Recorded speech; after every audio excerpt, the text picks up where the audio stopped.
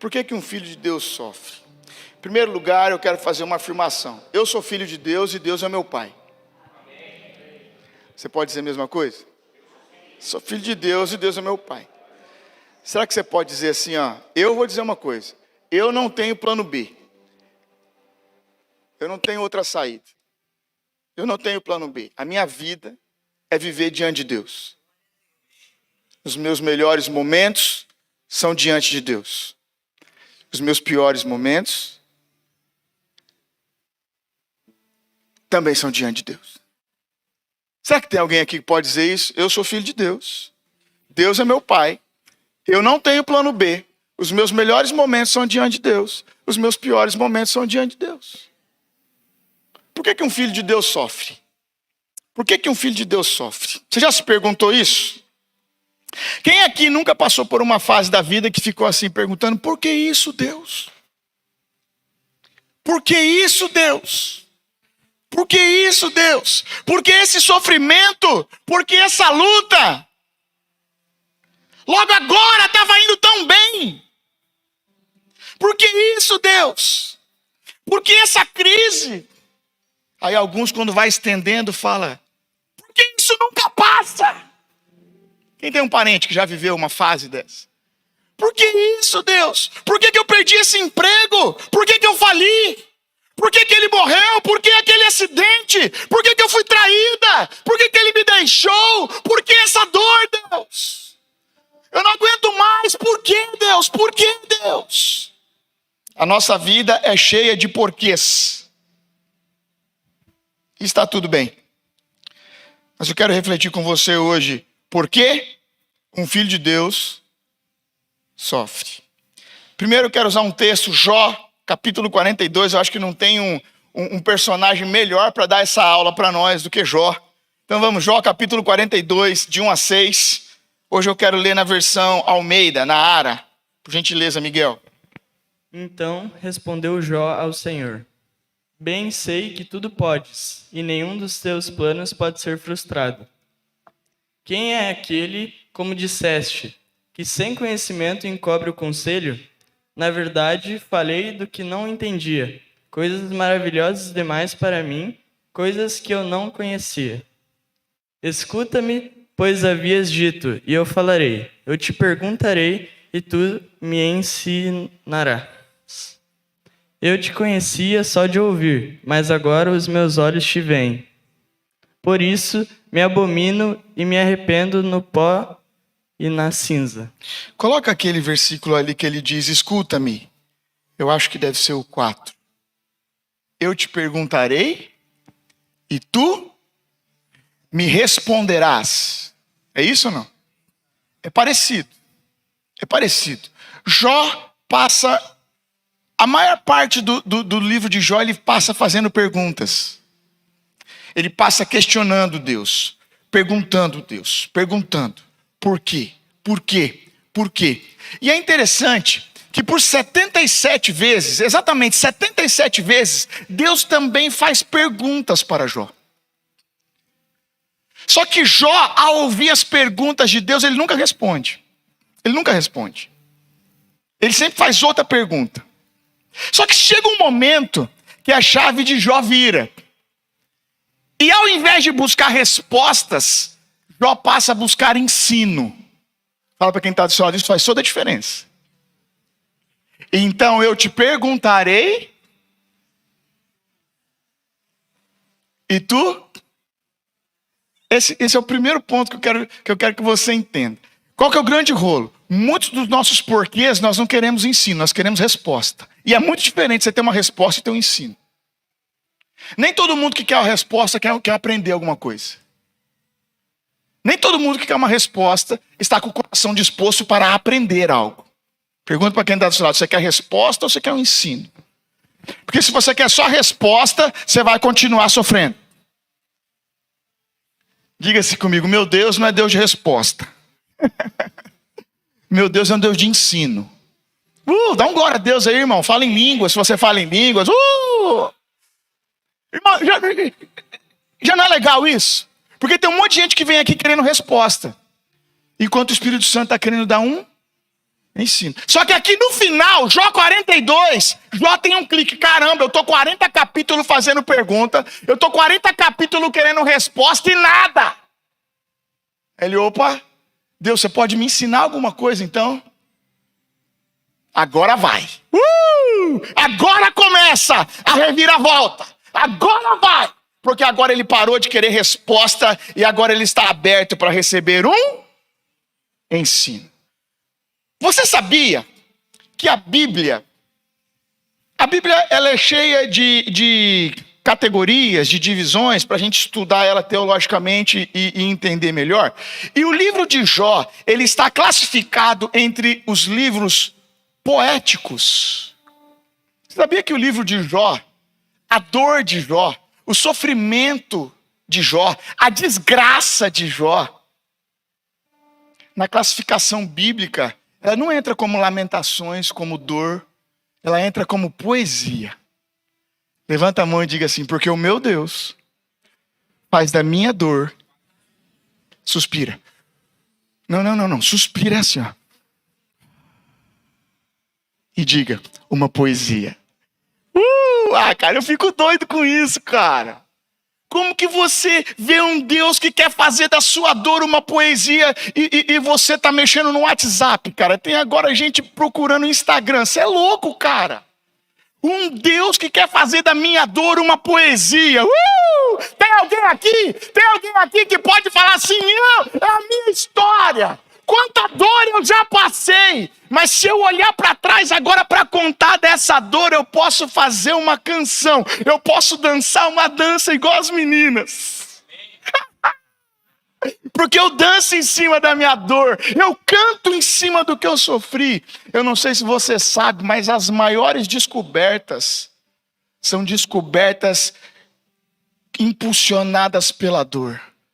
As canções mais lindas são canções escritas nos piores momentos. Os livros mais lidos, os maiores best-sellers, são escritos nos buracos mais profundos. As canções mais profundas que nós cantamos aqui na igreja, quando a gente vai olhar o que está por trás, tem dor, tem sofrimento. Diga isso comigo, porque o meu Deus é capaz de transformar as nossas dores em poesia.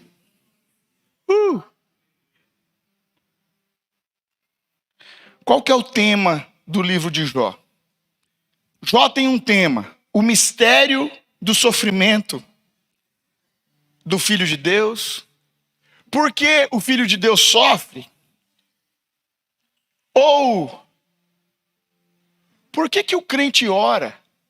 E muitas vezes que o crente ora, ao invés de melhorar, piora, japonês. Quem já passou por uma experiência dessa? De começar a orar, buscar Deus em oração, jejuar, e ao invés de melhorar, a coisa piora. Por que o crente ora e às vezes piora? Hein, negão? Hein, Vini? Por que às vezes o crente ora e ao invés de melhorar, as coisas pioram? Quem já passou por isso? Está orando por uma enfermidade, orando por uma cura, ao invés de curar, vai piorando, vai piorando, vai piorando. Está orando por uma prosperidade, orando para uma venda, e aí vai lá e bate o carro e estava sem seguro, porque não deu para pagar o seguro. Por quê? Por que o crente sofre? Por que o crente sofre? Presta atenção. O apóstolo Paulo teve um momento que ele estava sofrendo muito, entre tantos momentos de dor. E Paulo, ele mesmo diz que é como se ele tivesse um espinho na carne. E ele chega diante de Deus e ele fala, Deus, afasta de mim, tira esse espinho da minha carne. E Deus fala, o espinho eu não tiro, mas a graça eu aumento sobre você. Porque a minha graça te basta. E o meu poder se aperfeiçoa entre os seus espinhos. Levanta a mão e diga assim, é de Deus. Diga, é coisa de Deus. Só que você quer que Deus tire o espinho, cara. Jesus, cara, o próprio Deus encarnado fala para o Pai, afasta de mim esse cálice. Qual é a resposta de Deus? Agora, filho amado.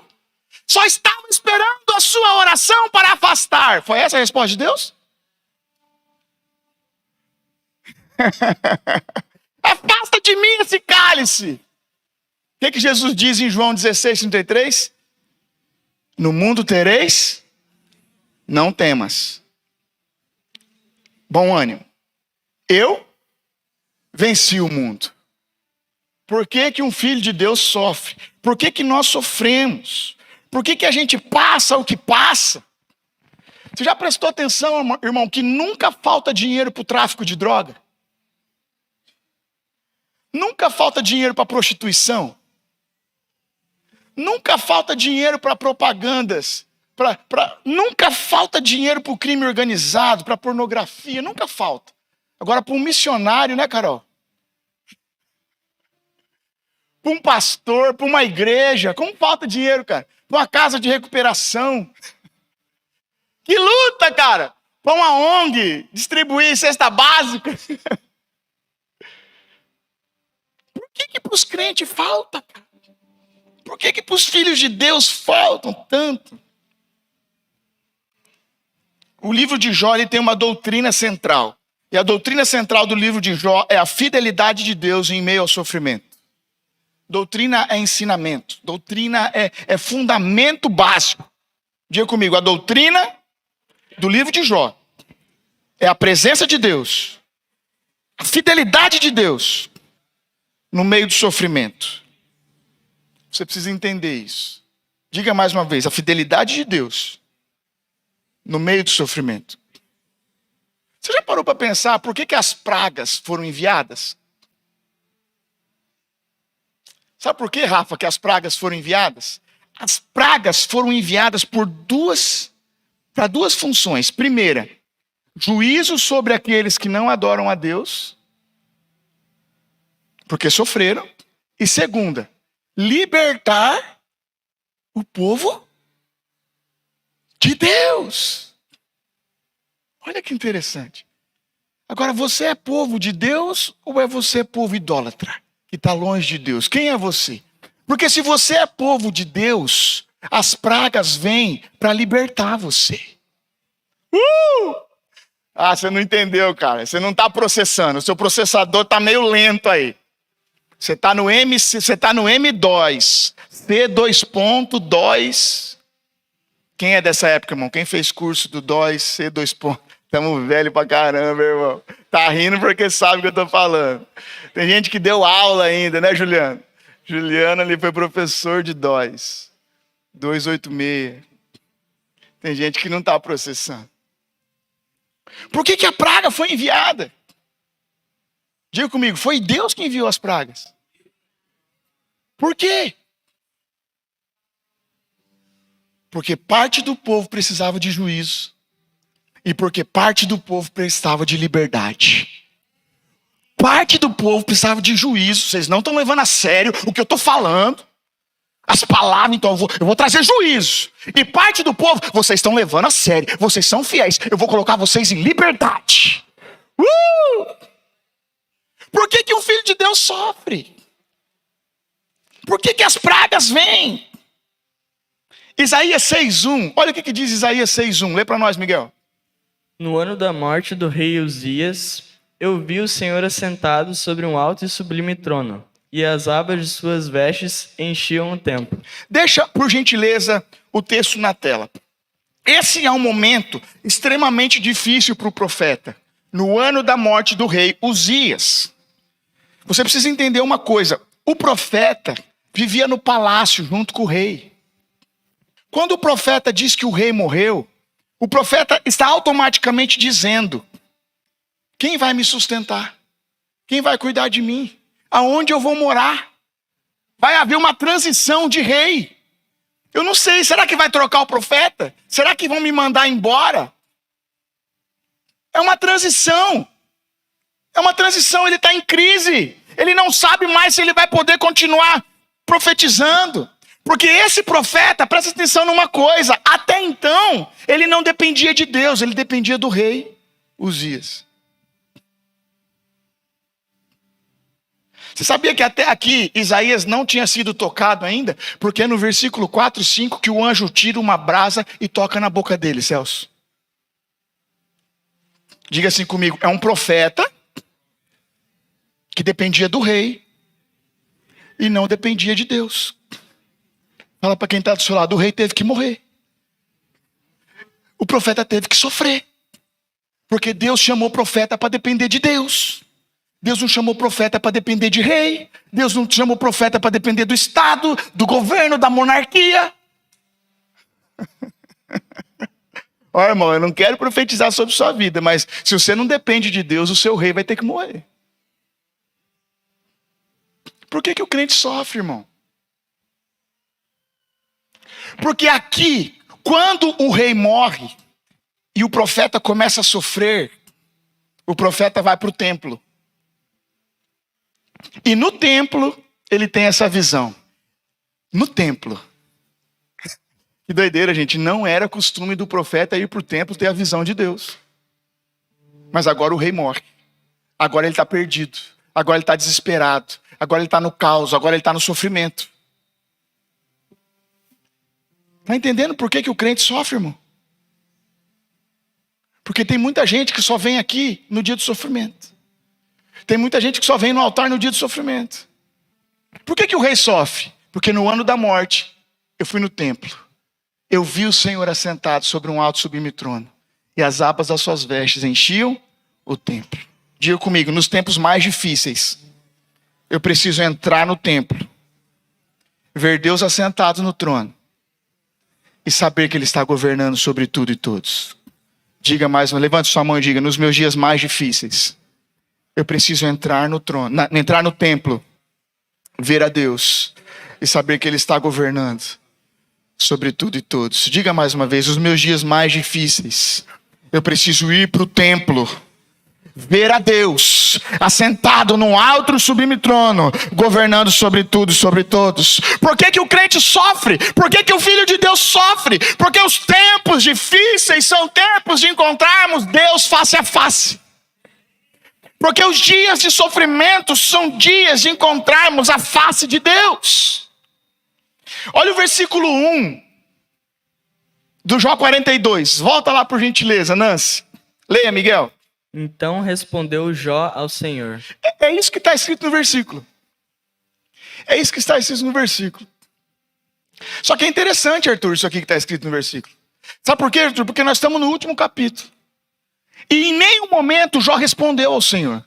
Quantas perguntas eu falei que Deus fez para Jó? Ah, vocês estão muito bem, uma salva de palmas para vocês. Eu falei uma, irmão, se a gente que deu 8. Jesus amado, uma salva de palmas para vocês. Viu? Agora vocês estão demais. No 42, Jó responde ao Senhor, porque até então, ele está questionando ao Senhor. Porque até então, o Senhor pergunta e ele faz outra pergunta. O Senhor pergunta e ele, por quê? Por quê? Por quê? Por quê? Quem tem um filho assim, irmão? Uma criança assim. Filhão, vai pôr no chinelo. Por quê? Vai pôr, por quê? Filha, por quê? Ah, Jozinho. Ah, Jozinho. Por quê? Por quê? Por quê, Deus? Por que eu não tenho dinheiro? Por que eu nasci onde nasci? Por quê? Por quê? Por quê? Por quê? Para de por quê? Para Deus, por gentileza, amado meu. É interessante, cara, porque ó, o autor, ele faz questão de deixar o versículo, Ednei, isolado. Porque é importante. Diga comigo, porque agora está disposto a aprender. Isola esse versículo, não é à toa. Isola o versículo 1. Inclusive eu pedi para a Nancy colocar, aí a Nancy me mandou. Mas por quê, pastor? Não faz sentido, pastor, esse versículo. Eu falei, calma, Nancy, você está ansiosa? Vou trazer um Pasalix para você, Nancy. Ou um Passe Florini. Foi a conversa dessa semana em algum dos lugares que a gente estava. Brincadeira, eu expliquei para Nancy. Nancy, é porque ele nunca respondeu a Deus. Ele só questiona a Deus. É diferente. Quem tem um primo assim, irmão, que fica questionando a Deus o tempo todo? Versículo 2. Olha qual que é a resposta que ele dá, irmãos. Qual que é a resposta que ele dá? Versículo 2. Bem sei que tudo podes, e nenhum dos teus planos pode ser frustrado. Ah, Miguel, lê com a voz do Jason, por gentileza, Miguel. Bem sei que tudo pode. É que o Jason não veio hoje. Irmãos, ele nunca responde a Deus. Só que quando ele responde, Zé, qual que é a resposta dele? Eu acredito que Deus tudo pode. É isso que ele diz, irmão? Não é, irmão, não é eu acredito, eu sei. Porque o que eu sei é muito diferente do que eu acredito, irmão. O que eu sei é muito distante do que eu acredito. O que eu acredito, irmão, é teórico. Agora o que eu sei é o que eu vivi, o que eu experimentei. Eu bem sei. Não é o mal sei, não é eu sei mais ou menos. Não é eu estou quase sabendo. Não é eu estou num processo de reflexão. Ele diz, eu bem sei. Olhando para a minha história, olhando para tudo que eu passei, eu bem sei que tudo podes e nenhum dos teus planos pode ser frustrado. Será que tem alguém aí que pode levantar a mão e dizer, eu bem sei? Opa, não pode bater esse aqui, irmãos. Isso aqui é novo, foi feito ontem, tem que durar um mês ainda. Vamos lá, irmãos, eu bem sei. Tem alguém? Se não é sua realidade, fica tranquilo, irmão. Senta embaixo da mão e diga, eu acho também. Mas não é Jó. Jó nunca responde Maria. E quando ele responde isso. Eu bem sei. Eu bem sei que o Senhor estava comigo naquela UTI. Eu bem sei que o Senhor estava comigo no vale da sombra da morte. Eu bem sei que o Senhor estava comigo naquela rua. Eu nem sei quem me salvou, né, Maria? Estou falando que a Maria ela teve um AVC no meio da rua. Então, estou aqui conversando com a história dela. Eu bem sei que o plano do Senhor é plano. Não é frustrado. Será que tem alguém aí, irmão? Agora, irmão, como que você está reagindo, irmão? Porque os meus planos podem ser frustrados, mas os planos de Deus não. Agora, sobre qual plano você está caminhando, irmão? É bom fazer plano. Plano aponta para o futuro. Plano aponta caminho. É bom fazer plano, a Bíblia diz, faça plano. Mas eu preciso submeter o meu plano àquele que tem a resposta certa. Jó era um homem cheio de planos. A mulher dele também. Daqui a pouco eu falo sobre ela. O livro de Jó tem 42 capítulos e em nenhuma vez Deus se preocupa em responder por que um filho dele sofre. Sabia disso? Essa resposta não existe. De maneira direta, ela não existe. Essa resposta não existe. Por que um filho de Deus sofre? Essa resposta não existe. Agora é interessante que os discípulos, certa vez, quando eles estão diante de um cego, os discípulos chegam para Jesus e perguntam por que ele é cego. Os discípulos perguntam quem pecou para que ele fosse cego. Quem lembra isso? Quem lembra isso? Diga assim comigo, os discípulos estão preocupados com uma causa. O que causou essa cegueira? Por que ele é cego? Por quê? Quem pecou para que ele fosse cego? E a resposta de Jesus não é uma causa, é um propósito. Para que se manifeste a glória de Deus. Os discípulos estão questionando, baseado num porquê. Jesus responde com um para quê. Os discípulos querem saber um porquê. Os discípulos estão preocupados com o porquê. Mas Jesus está preocupado com o propósito. Jesus está preocupado com para quê. Ministra para quem está do seu lado. Jesus não está preocupado com os seus porquês. Jesus quer saber para quê. Para quê? Não é por quê. A pergunta certa não é por que um filho de Deus sofre, é para que um filho de Deus sofre. Essa é a pergunta correta. Não é por quê. Porque quem pergunta por quê quer resposta, mas quem pergunta para quê quer ensino. E no final, Jó está perguntando para quê? Eu quero ensino, eu quero aprender. Para quê? Para quê? Diga isso mais uma vez. Os discípulos querem saber a causa, mas Jesus aponta um propósito. No versículo 4 e 5, olha o que diz ali. Vamos lá, Miguel. Escuta-me, pois havias dito, e eu falarei. Eu te perguntarei e tu me ensinarás. Eu te conhecia só de ouvir, mas agora os meus olhos te veem. Pode pôr o próximo? Por isso me abomino e me arrependo no pó e na cinza. Vamos por isso, irmão. Olha uma causa. Eu sofri, agora os meus olhos te veem, agora eu te conheço. Por que Jó sofre? Para conhecer a Deus. Por que Deus permite o sofrimento de Jó? Agora eu te conheço. Irmão, você tem aproveitado do seu sofrimento para conhecer a Deus? Porque senão, irmão, você está perdendo tempo. Agora eu te conheço. Olha que interessante. Agora eu me arrependo no pó e na cinza. Diga comigo, o sofrimento de Jó o levou a conhecer a Deus e a pôr o rosto no pó. Diga, conhecer a Deus e se humilhar diante de Deus. Conhecer a Deus e se humilhar diante de Deus. Quem é o Deus que Jó conheceu?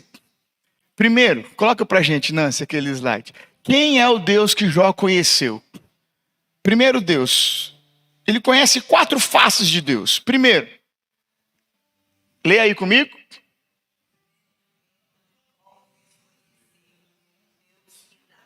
Primeiro Deus que ele conhece. Primeira face de Deus. Um Deus que dá. Um Deus que deu integridade para Jó. Ele era íntegro. Um Deus que deu uma família para Jó. Muito bem casado. Com 10 filhos. Suas filhas eram as mais lindas que tinha. Um Deus que deu riqueza para Jó. Você precisa crer nisso, meu irmão. Que mesmo em meio ao seu sofrimento, ao nosso sofrimento, nós temos um Deus que dá. Quem crê nisso? Diga, eu tenho um Deus que dá. Diga, nada muda o meu Deus. Vamos, irmão, toma posse, você não está crendo. Eu tenho um Deus que dá. Eu tenho um Deus que dá. Só que você precisa entender uma coisa, meu irmão. Que o diabo, ele está doidão para roubar, matar e destruir aquilo que Deus quer dar. Presta atenção numa coisa, irmão. Quando Jó vai falar com Deus, o diabo já tinha ido antes. O diabo chegou antes que Jó na reunião. O diabo chegou antes que Jó no culto. Ó Deus, eu vim aqui porque vai vir um cara hoje no culto aí, o Jó. Vou arrebentar com ele, hein? Sim, irmãos, quem já leu o livro? O diabo chega antes. Ministro, para quem está do seu lado, o diabo quer arrebentar você, cara. Ele quer arrebentar você. Ele quer roubar, matar e destruir. A característica de Deus aqui, a primeira característica de Deus é um Deus que dá. Diga comigo, mas toda vez que Deus quer dar, o diabo quer roubar. Toda vez que Deus dá, o diabo quer roubar. Quem deu a sua família? O diabo quer fazer o que com ela? Ah, quer roubar. Quem deu o seu trabalho? Fique esperto, irmão. Amanhã já se levanta em oração. Porque o diabo quer roubar o seu trabalho. Irmão, ele vai criar uma mentira, uma cena, um engodo. Uma secretária. Ou um secretário. Ele quer roubar. Quem deu, irmão, essa saúde perfeita que você tem para você trabalhar igual um boi? Quem deu essa saúde para você? O diabo quer roubar. Não quer deixar você dormir direito. Gerar preocupações, ansiedades, questionamentos, compras, dívidas. Toda vez que Deus começa a dar, o diabo se levanta com ferramentas para tentar roubar. Presta atenção nisso. Diga assim: todavia, o meu Deus é um Deus que dá. Salmo 23, Davi declara assim, ó: por todos os dias da minha vida, a bondade e a misericórdia de Deus me seguirão. Por que a bondade e a misericórdia de Deus nos segue, irmão? Segue para dar. Segue para dar livramento, a misericórdia, e segue para dar a vitória na bondade. Todos os dias a bondade e a misericórdia me seguirão. A segunda face de um Deus que Jó conhece é um Deus que tira. É um Deus que tira. Porque o mesmo Deus que dá é o Deus que tira. Só que presta atenção, irmão. Enquanto o diabo quer roubar, Deus tira. Deus tira. Deus tira. Quem é que acredita num Deus que tira? Quem já teve uma experiência de Deus tirar algo? Dá um glória a Deus aí, irmão. Dá um glória a Deus. Deus tira, irmão. Deus tira. Deus tira lugares, Deus tira pessoas, Deus tira planos, Deus tira cursos, faculdades, Deus tira viagens, encontros, Deus tira. Deus tira. O mesmo Deus que dá é um Deus que tira. Nem sempre é o diabo que tira, nem sempre é as mulheres que tiram. Rapaz, aquela mulher tirou tudo da minha vida. Não, nem sempre é o diabo e nem sempre é a mulher. Muitas vezes é Deus que tira. É Deus que tira. E quando Deus tira, irmão, Deus não manda e-mail, Deus não manda WhatsApp, Deus não manda notificação, Deus tira. Só que, irmão, se você aprender a ser filho de Deus, vivendo na presença de Deus, você vai continuar adorando a Deus quando Ele tirar algo. E você não vai culpar o diabo por ter tirado algo de você. Porque o diabo, quando ele se apresenta diante de Deus, para tentar tirar algo de Jó, ele vai pedir autorização para Deus. Porque é só Deus que pode autorizar que algo seja retirado. Então Deus autoriza, pode tirar tudo, mas não tire a vida dele, porque a vida dele é minha. Ele vai entrar num processo, pode tirar, pode tocar, pode arrebentar, mas a vida dele você não tira. A vida dele você não tira. Você tem sido um filho fiel a Deus, irmão? Porque se você tem sido um filho, uma filha fiel a Deus, só Deus pode tirar. Nada e ninguém pode tirar algo de você. Mas essa história de Jó é uma história muito dura. No único dia ele teve que enterrar 10 filhos, cara. E isso é muito dolorido. Olha o que o versículo 21 do Jó capítulo 1. Lê para nós, Miguel. Jó 1, 21.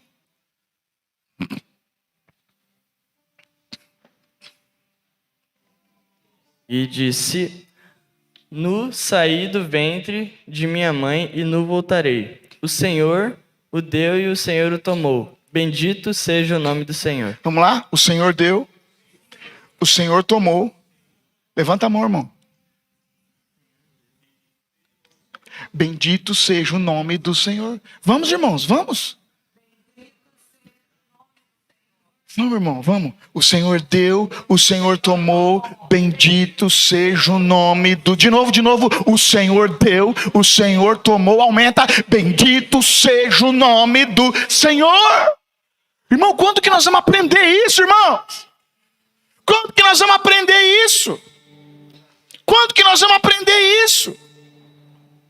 O nosso sofrimento precisa nos levar para a presença de Deus. Para a presença de um Deus que dá, para a presença de um Deus que tira. E eu não quero saber se Ele vai dar ou se Ele vai tirar, mas eu quero saber que Ele está presente. Eu quero saber que os meus lábios vão declarar: bendito seja o nome do Senhor. O que os seus lábios têm declarado quando algo não sai como você esperava? O que os seus lábios têm declarado quando o Senhor tira algo de você? Bendito seja o nome do Senhor. Bendito seja o nome do Senhor.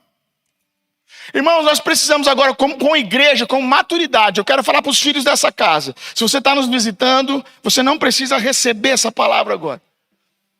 Mas para os filhos dessa casa, eu como líder de vocês, como pastor nessa casa, eu faço uma exigência. Não interprete o sofrimento de ninguém. Porque às vezes tem gente que entra aqui com sofrimentos e você diz, pecou. É sem vergonha. Ah, mas olha a vida que leva. Merece, mereceu. Não!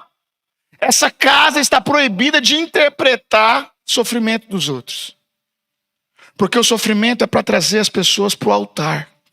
O sofrimento é para levar uma pessoa a um encontro com Deus. Não é para que ninguém interprete o seu sofrimento. Sabe, irmãos, às vezes, igrejas que não zelam por isso, começam a se criar uma rede de fofoca por conta de sofrimento. Olha lá o filho dele, olha lá a filha dela. Fala lá em cima, mas olha o filho o que faz. Não. Nós não interpretamos sofrimento. Diga comigo, sofrimento é para apontar a Deus. Diga comigo, todo sofrimento é para levar para Deus. Para conhecer um Deus que dá, para conhecer um Deus que tira, e para que no final, todos levante a mão, abra a boca e diga, bendito seja o nome do Senhor. Ponto final, posso passar? Ensino dado. Não se interpreta sofrimento, irmão. Não se interpreta.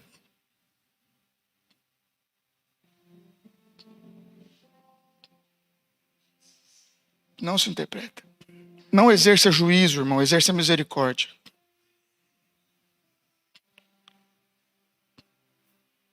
A mulher de Jó, ela falou mal de Deus, quem lembra? Abandona esse Deus. Agora, Lê, imagine uma mulher, Lê, empresária, rica, como você. Assim. Diga amém, Lê, diga amém. Tadinha, tô brincando, Lê. Mas imagine essa mulher, fazendeira, 10 filhos, um marido que governa sobre tudo e todos. De repente essa mulher enterra 10 filhos, perde as fazendas, perde tudo os funcionários. O marido fica doente. As histórias dizem que Jó teve mais de 70 enfermidades. Desde pele, queda de cabelo, loucura, infecção, inflamação, dentro e fora.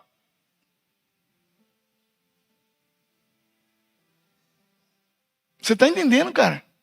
E quantas vezes a gente julga, cara, a dor dessa mulher? Pô, a mulher de Jó mandou ele abandonar Deus e larga esse Deus para lá. Fala para quem está do seu lado, foi dor, cara. Fala para ele, foi dor, bichão. Foi dor, bichão. 10 filhos, fazenda, empregado, boi, gado, e o marido com mais de 70 doenças, e levantar a mão e dizer, bendito seja Deus, foi dor, bichão. Para de interpretar a dor dessa mulher, cara. Doeu, cara. Machucou, cara. Infelizmente, ela não conseguiu encontrar Deus no meio da dor dela. Diga comigo, meu papel não é julgar a dor dos outros, mas é ajudar os outros a encontrar Deus. Pensa, irmãos, quem já tinha pensado nisso? Enterra 10 filhos, perde tudo que tem. Tinha motorista particular, cara, agora nem Uber não tem. O marido se esconde para raspar com uma telha, raspar os tumores. Jó, para, Jó. Ela tá com ele ainda, cara. Para, Jó. Abandona esse Deus, Jó. Vamos recomeçar de outra forma, Jó. Eu não aguento mais. Na verdade, o grito dela está dizendo isso, Ednei. Eu não aguento mais essa dor, esse sofrimento. Eu não aguento mais, Jó. Eu não aguento mais. Quantas pessoas, irmãos, às vezes vêm no nosso meio gritando, eu não aguento mais. E ao invés de a gente levar para a presença de Deus, a gente julga, a gente coloca um rótulo, a gente para. Para, porque aquela mulher estava gritando, eu não aguento mais. Ela não estava gritando, Deus não existe, Carol. Ela não estava gritando, Deus não existe. Ela estava gritando, eu não aguento mais. Meu Deus. Meu Deus, alguém ora, irmão. Diga, Espírito, se revela aqui. Se revela para aqueles que estão nessa forma, nessa noite. Se revela aqui, Senhor. Tira de nós essa doença de exercer juízo, julgamento e nos leve a promover encontros com Deus. Não julgue as mulheres de Jó, irmão. Não julgue as mulheres de Jó. Apenas aponte Deus.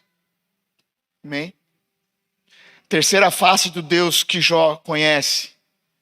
O sofrimento de Jó o fez conhecer um Deus que preserva. Como eu disse, mais de 70 doenças e ele não morreu. Quando os amigos de Jó vão visitá-lo, ele está num lixão, num monturo. Pensa a cena, irmãos. O cara era o rei de tudo e agora está num lixão. Lá é o encontro que os amigos vão. Num monturo, num lugar cheio de lixo.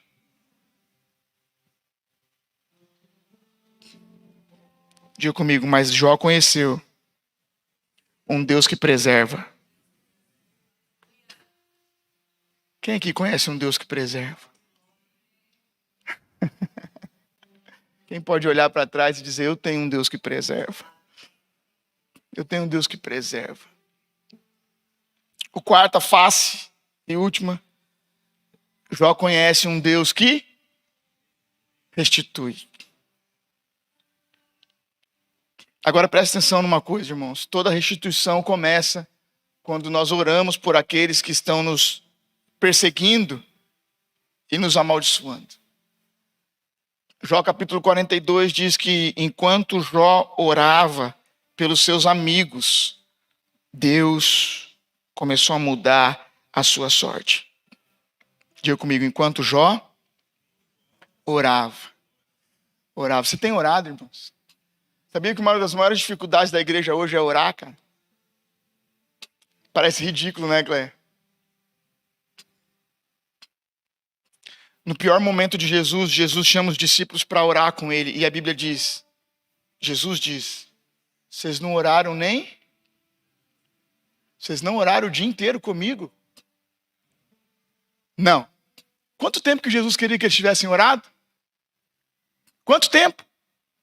1 hora.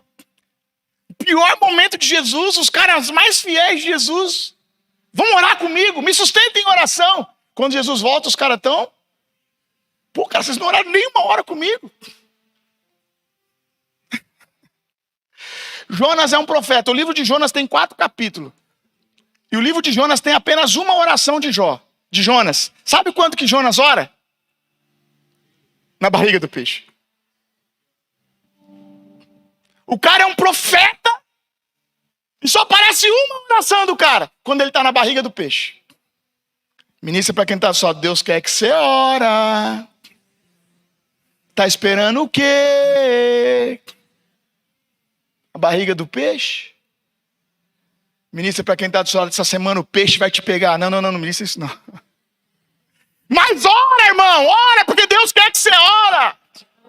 E Jesus diz, ora, bate, busca, pede, ora como aquela mulher viúva que está diante do juiz, ora insistentemente, persiste em oração, ore, Pai nosso que estás no céu, ore todo dia. Busque o perdão dos seus pecados, vá para a presença de Deus, ore.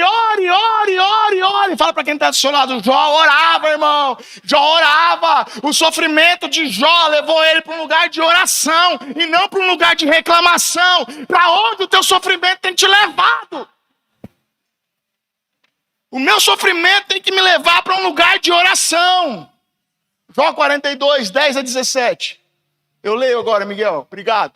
Mudou o Senhor a sorte de Jó. Põe teu nome no lugar do Jó ali, vai. Você está precisando muito, põe teu nome lá. Mudou o Senhor a sorte do negão. Vamos, põe teu nome aí. Mudou o Senhor da sorte de Jó. Quando este orava pelos seus amigos. E o Senhor lhe deu o dobro, tudo que ele antes possuíra. Continua. Então vieram a ele todos os seus irmãos. Começou a restituição. Os irmãos que não falavam mais com ele, agora começa a voltar. Quem tem um irmão que não fala mais, irmão? Mas a hora que você começar a prosperar de novo, os irmãos voltam. Os irmãos começam a voltar. E as suas irmãs, e todos os quantos dantes o conheceram e comeram com ele em sua casa, se condoeram dele e consolaram de todo o mal que o Senhor havia enviado. Quem havia enviado, irmão? Senhor Deus, o Senhor tirou, bem sei que tudo pode. Cada um lhes deu dinheiro e um anel de ouro. Aleluia, continua. Assim abençoou o Senhor o último estado de Jó, mais do que porque veio a ter 14.000 ovelhas, 6.000 camelos, 1.000 juntas de bois e 1.000 jumentas. Também teve... Diga comigo, não, irmão, você pulou a palavra-chave aqui é outros. Por que outros? Porque filhos não se restituem, porque os filhos estão com o Senhor. Boi não está com o Senhor, então restitui, dobra. Filho não se dobra, porque filho não foi perdido, Vânia. Filho foi entregue. Filho foi oferecido. Então, filho ele dá outro. Que lindo isso, né, irmãos? Outro filho, porque filho não se perde. Filho se entrega. Filho é do Senhor. Diga comigo, os filhos são do Senhor. Também teve outros 7 filhos e 3 filhas, num total de 10. Chamou o nome da primeira de Gemima, da outra de Késia e da terceira de Queren Apuk. Era meio indígena, eu acho, né? E toda aquela terra não se acharam mulheres tão formosas como as filhas de Jó, a não ser a Melissa. E o seu pai lhes deu herança entre os seus irmãos. Depois disso, viveu Jó 140 anos. Viu seus filhos, aos filhos dos seus filhos, até a 4ª geração. Então, morreu Jó, velho e farto de dia. Morreu Jó velho e vivendo bem. Amém, André? Alguém pode falar, eu quero isso aí, Senhor. Eu quero morrer velho e vivendo bem. Mas você tem que parar de amaldiçoar quem está te amaldiçoando, irmão. Você tem que começar a orar. Porque é um Deus que restitui. Deus começa a restituir os relacionamentos, os bens. Sabe, irmão, tem muita gente sofrendo por causa de bens. Hoje eu conversava com o pastor Cezinha. Nós estávamos falando sobre uma família que está sofrendo muito. Mas eles têm muitos bens. E mesmo assim estão sofrendo. Irmão, não sofra por causa de bens. Bobeira, é bobagem. Porque o Senhor dá em dobro. Vocês não acreditam, né, irmão? Só 3 aqui. Só quem tem casa própria que diz amém. Quem mora de aluguel fala, duvido. Quero ver. Nunca deu. Eu nunca vi dar. Para, crente. Diga amém. Deus pode dar em dobro. Ele deu em dobro. Ele restitui os amigos. E Jó viveu 140 anos e viu os netos, os bisnetos. Por que o Filho de Deus sofre, irmão? Diga comigo, para conhecer um Deus que dá, um Deus que tira, um Deus que preserva, um Deus que restitui. Quem recebe? Gostou ou não? Foi bom? Vamos orar? Cadê a banda? Cadê o time?